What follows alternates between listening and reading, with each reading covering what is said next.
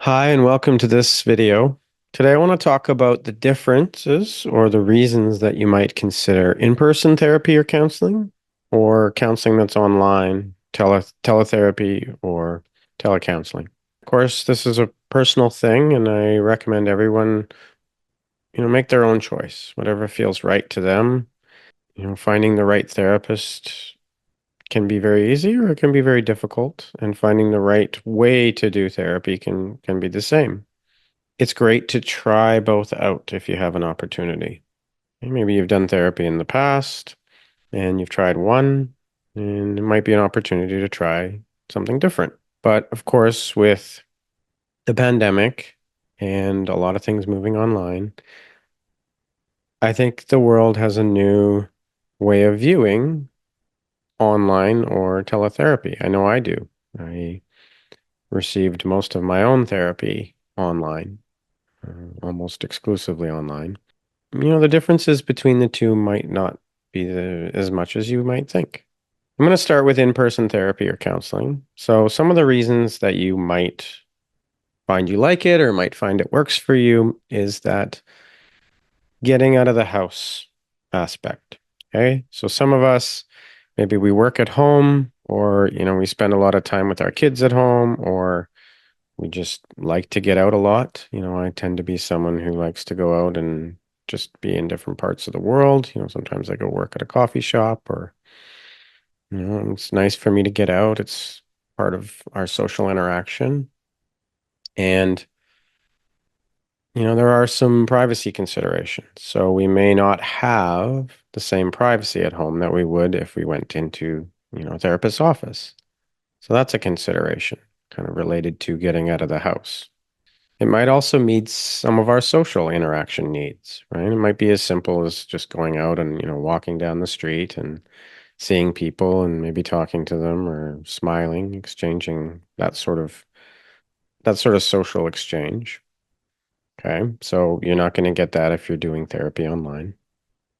A lot of people are, especially after the pandemic, they're just tired of being on screens. There's something about that that's maybe exhausting for them, or maybe they do it all day for their work, or, whatever it is. So that might be another reason, is just to get off the screen for a while, right? That totally makes sense and valid. And, I need my face-to-face interaction as much as anybody.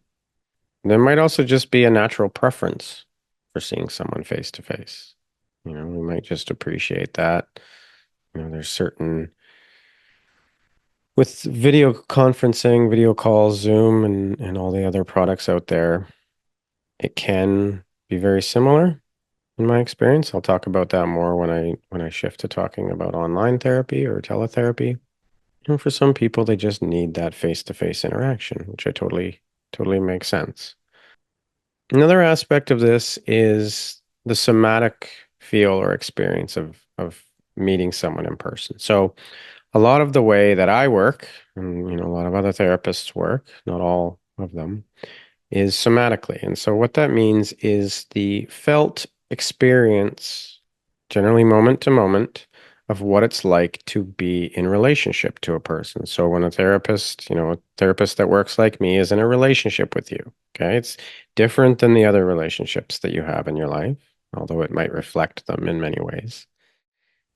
But that experience of what happens in your body. Okay. And again, I work a lot with the nervous system with my clients, and helping them to become aware of how their nervous system interacts with different experiences, different people. So that might be different if you're doing in-person therapy versus online. Okay. It's not true for everyone. You can still do somatic therapy online, but it might be different. Okay. There's, the aspect of being in a room. How does the room feel? All of those sorts of considerations. Okay. So the last reason that some people might choose in-person therapy or counseling is the technology limitations. So as great as technology has gotten, as wonderful as our internet is, and our cameras and mics and everything else that allow us to do everything we do online now, there are limitations. So there are internet outages, right? There's software updates that can maybe make us late to our session, or maybe we have an issue with a camera or mic, always the dreaded Zoom issues that some people experience. But I haven't really had that affect any of my personal therapy or my therapy or counseling with my clients. So, of course, it's going to depend on your situation and the technology and the capability of the therapist that you're working with. Now, I come from a technology background, so generally these things I can work out for myself, which is, a nice benefit to my past experience, but that's not going to be true for a lot of therapists. So that's something to consider um, when deciding on in-person therapy or online. So now I want to move to the reasons that you might consider online therapy or counseling. Okay. And you can probably guess a lot of these, right? I don't think they're secrets, but I think it helps to have them all kind of in front of us in one time, just to have a list, so to speak. So one of them is the flexibility. Okay, so this is around booking, the therapist's availability, right? Sometimes we have very busy lives and we just have an hour and a half to fit in a therapy session every week or however often we're doing it. Um, Sometimes we can't predict our schedules, right? We don't know about traffic, right? That's another consideration of getting to the office.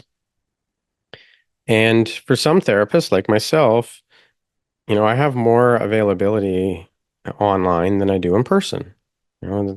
I share an office like a lot of therapists with other therapists, right? So we schedule our in-person clients in a shared space. I am available in my home a lot more often than that office is available, right? And some therapists are going to have their own offices, so that's not an issue. Now, this next one is a big one. So the next reason that you might consider online therapy or counseling is that for some people, and this is, each person's different, each person's nervous system is different, but it's easier on their nervous systems. A lot of us are struggling with high anxiety, and depression. And coming into an office can feel like too much for us, especially in the beginning.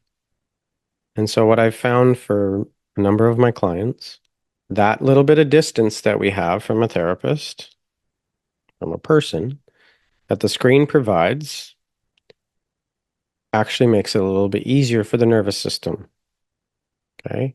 Once a relationship is established, right? Once trust is established, and this is again the way that I work as a therapist, not all therapists are going to operate in the same way, but attachment, which is a trusting bond between myself and my clients or myself and other people, huge way that I practice therapy. Okay. So yeah, it might be easier on your nervous system for some people, at least, especially those of us that are really sensitive. And I see a lot of quite sensitive people like myself, right? And so for a lot of people, that's a little bit easier on them. Okay, the next one is that you can do it from the comfort of your own home or space. Okay, like I said, sometimes that can be a problem if, privacy is a consideration because you definitely want to have privacy when you're doing your therapy. But I have some clients that do it on their lunch breaks that see me or, different times. I even, in certain circumstances, have clients that see me on their phones. Okay. They might be traveling or, they might be stuck in traffic. So they, pull over and have our session on the phone. Now, that isn't something I would regularly want to do. Okay. There's a number of reasons for that, but it does work in certain circumstances. So it is possible to do that and have it work.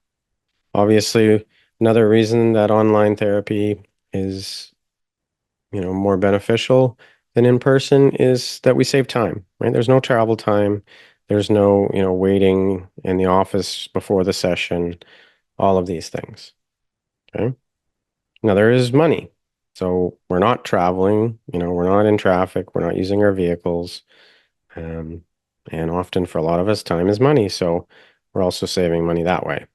The next one is quite subjective, the next reason, but in my experience, and many other people that I speak to, my clients and other people that have done therapy, say that for them, online therapy is almost the same experience as in person.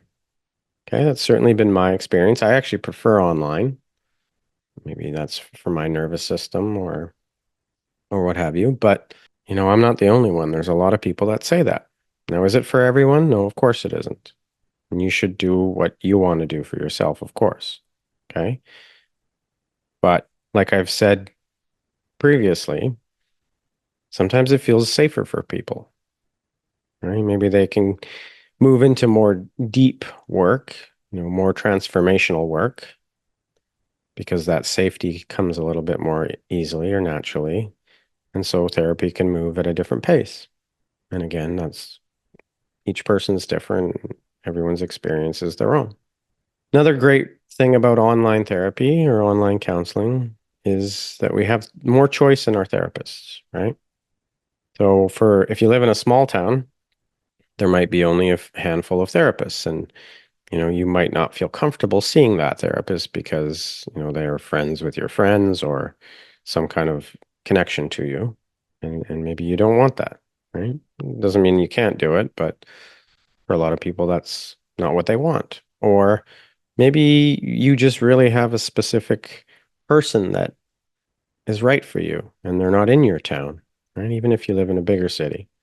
So online means you can see therapists from all over the place. There's maybe a better chance for you to find someone who's just the right fit for you. And I encourage people to find somebody, right? And that person might change over time.